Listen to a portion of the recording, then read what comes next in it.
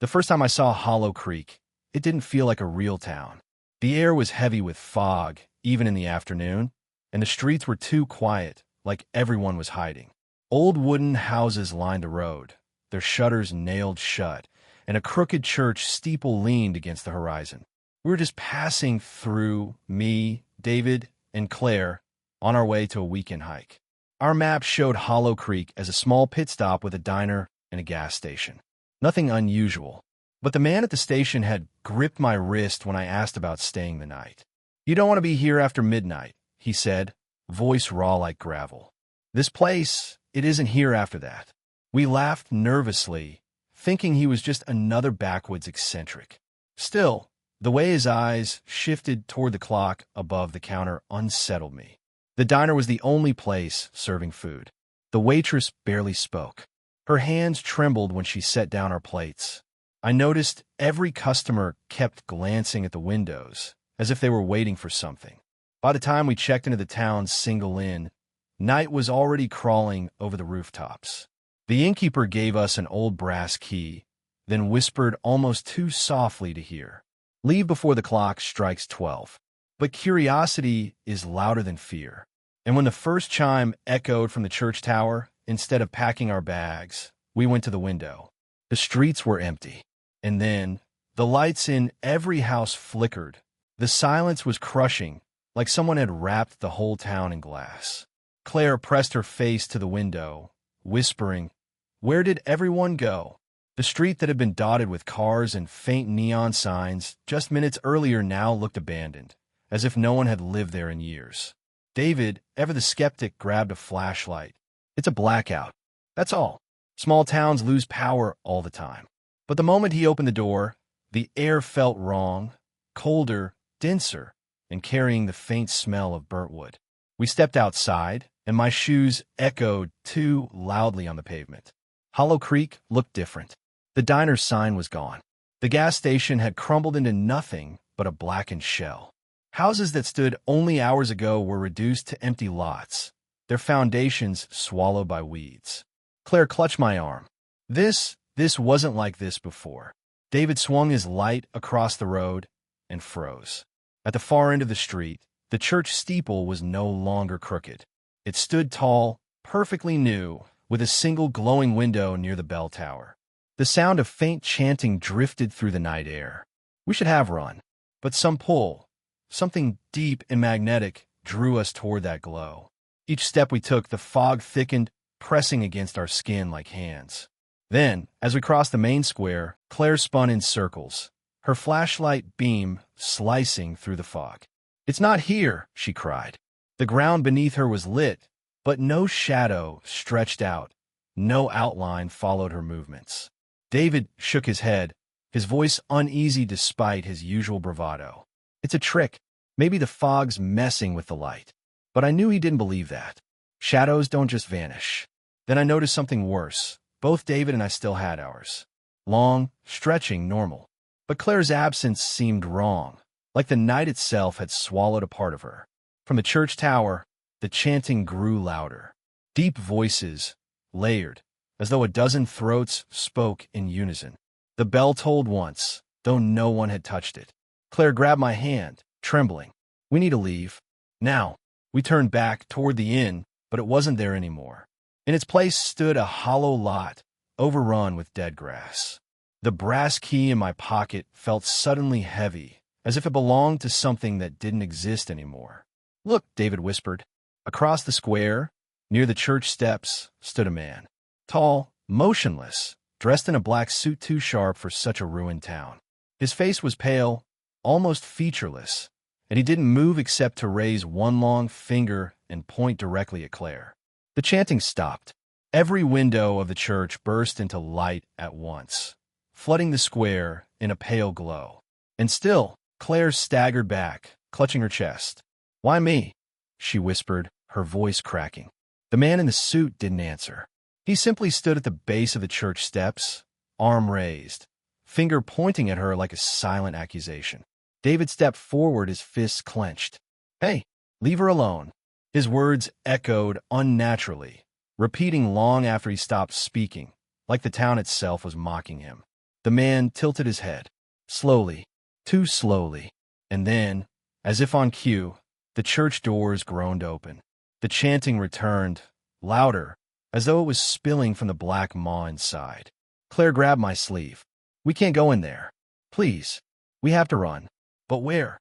The streets we'd walked earlier had collapsed into endless stretches of mist. The road back to the highway was gone, replaced by swampy earth that swallowed the streetlights. Hollow Creek was unraveling around us, pulling itself into some other shape. The man's arm dropped to his side. He turned his back to us and began walking into the church, disappearing behind its heavy doors. Yet the glow from inside only grew brighter, casting strange, shifting shadows across the square. David glanced at me, jaw set. "We follow him. We find out what this is, and then we get out." I wanted to protest, but before I could, Claire gasped. Her reflection, faint, Claire stumbled back from the puddle, nearly slipping on the wet stone. "It's not me," she whispered, staring at the reflection. In the water, her double grinned wider, tilting its head in jerky, unnatural movements, like a marionette on strings.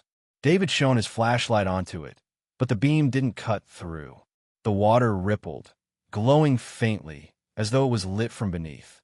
And then the reflection raised its hand, not mirroring Claire, but beckoning us toward the church. "That's it," David muttered, grabbing my arm. "We're going inside. Whatever's happening, that's where the answers are." Claire shook her head violently. "Don't you get it? That's what it wants.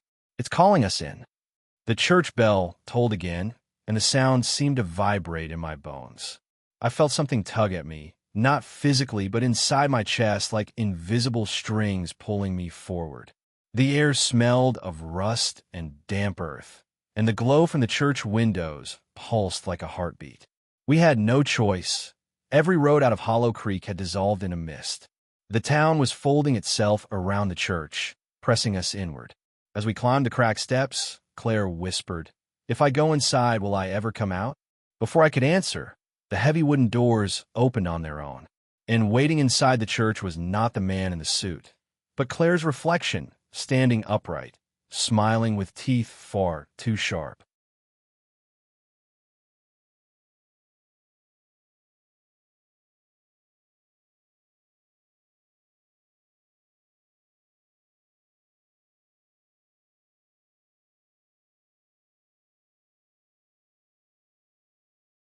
The air inside the church was suffocating, thick with incense, and something sour beneath it like rot.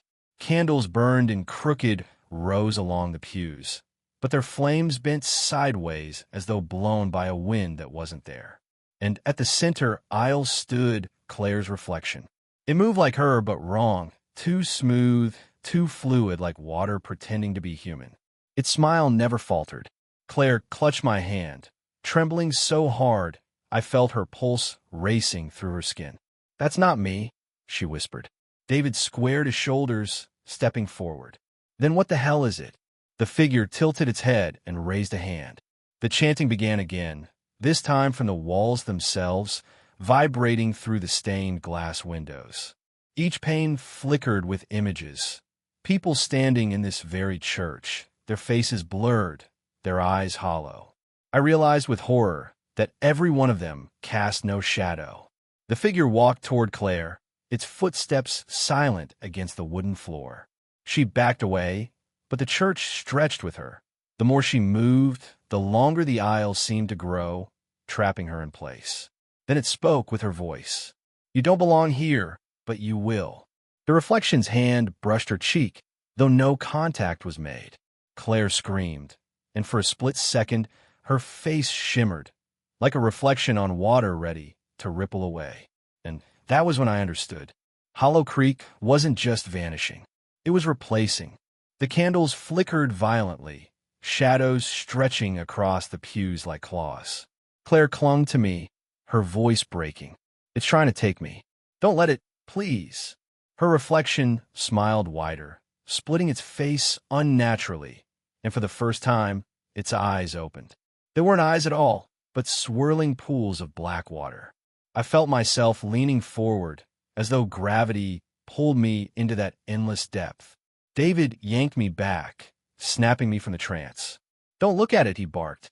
His flashlight beam cut across the figure, and for an instant, its body rippled like disturbed water. The chanting grew louder, shaking dust from the rafters. And then the stained glass windows lit up again, this time with images of us. Me, David, and Claire. Only different. In the glass, our faces were pale, drained, our eyes hollow, just like the others. Claire's reflection turned to me, speaking with that warped mimic of her voice. "There must always be three. For one to leave, another must stay." The ground beneath us trembled, pews creaking, as if the church itself was alive. David cursed and grabbed my arm. We're not waiting to find out what that means. We run. We bolted down the aisle, the doors slamming shut behind us with a deafening crack. But as we pushed through the dark corridors beyond, I realized something chilling. There were more reflections waiting, shimmering in every puddle, every pane of glass, every scrap of polished wood. And each one was smiling. The church corridor stretched far longer than it should have, walls bending inward like a throat swallowing us whole.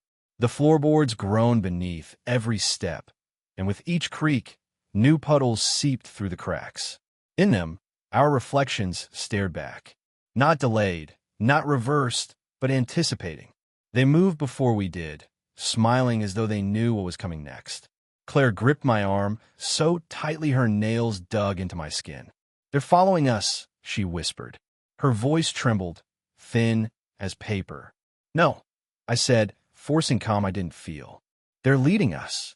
David swung the flashlight across the corridor, its beam landing on a doorway at the end. But instead of relief, my stomach dropped.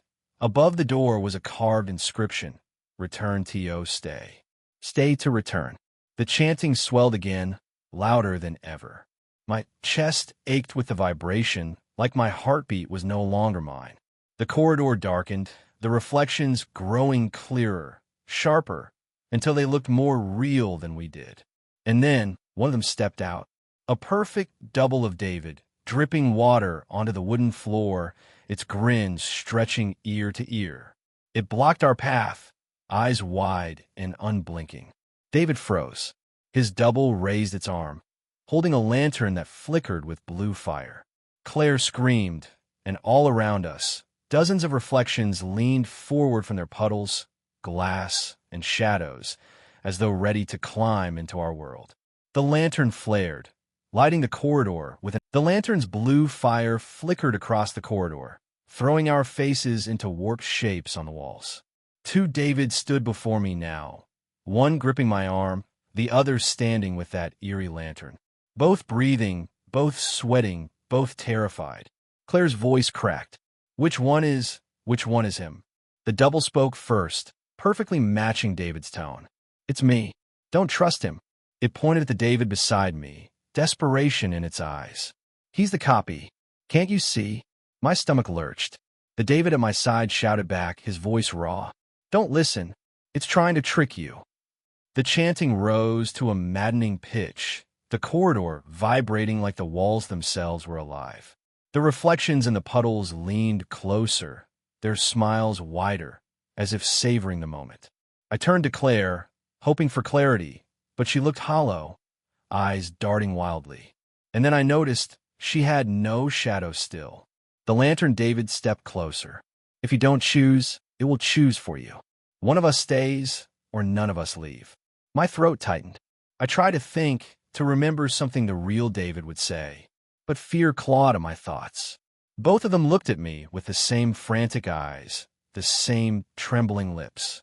Claire suddenly screamed, pointing at the David beside me. "It's him. That's the copy." The lantern flared, blue fire casting her in sharp relief. And for a heartbeat, her reflection in the puddle smiled before she did. Claire's scream echoed down the corridor, swallowed by the chanting. My grip loosened on the David beside me, doubt tearing me in half. His eyes burned with desperation. "Please, it's me. Don't let it take me."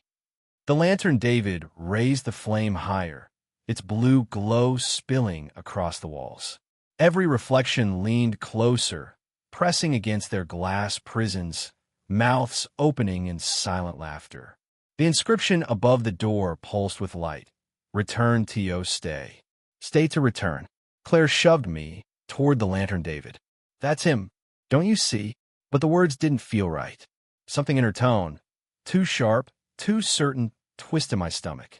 I turned to her, and for the briefest instant, she wavered like water disturbed by a stone.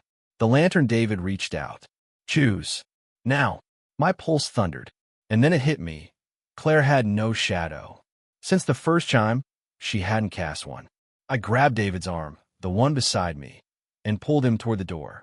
The lantern double hissed, its face splitting like broken glass, water pouring from its eyes.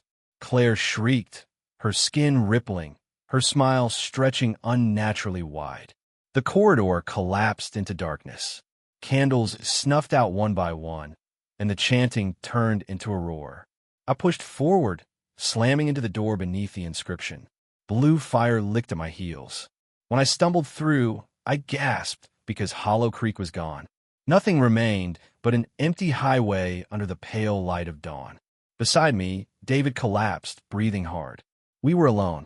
But when I looked at the asphalt,